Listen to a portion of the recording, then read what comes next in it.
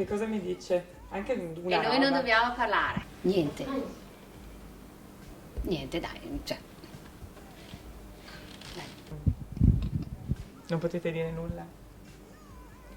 Non è una bella pubblicità per noi, dai. Chiedono di essere lasciate stare, lo fanno con gli occhi lucidi e subito si trincerano in un lungo silenzio dietro il bancone dell'erboristeria che gestiscono insieme a Caldiero, Laura e Nadia, le sorelle di Pietro Maso. Da un'intercettazione del fratello è emersa la famigerata frase «Devo finire il lavoro iniziato 25 anni fa» e subito è scattata la protezione per le sorelle che lo avevano denunciato per una tentata estorsione nei confronti di un amico.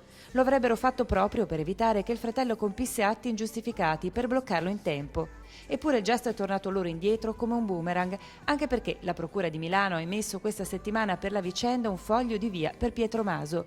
Lui oggi è ufficialmente uomo libero, dopo aver scontato la sua pena, 30 anni di carcere, diventati 22 per 3 anni di indulto e 5 anni di buona condotta. No, non ha avuto l'ergastolo perché è risultato semifermo. Quindi potrebbero esserci gli estremi eventualmente perché Maso torni in carcere. Se il pubblico ministero ritiene il fatto grave, il fatto che si possa anche eventualmente ripetere e quindi che lui sia considerato pericoloso, almeno nei confronti delle sorelle, è chiaro che uno che si sente denunciato e come giustificazione l'ho fatto per il tuo bene fa fatica ad accettare questa spiegazione. Soprattutto se è Pietro Maso. Soprattutto se è Pietro Maso. Intanto l'opinione pubblica non ha dubbi, Pietro Maso deve tornare in carcere.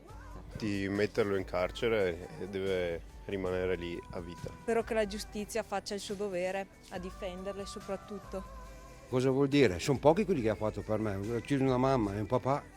No, quelli bisogna metterlo dentro e buttare le chiavi, perché è inutile che rompa le scatole a tutti quanti.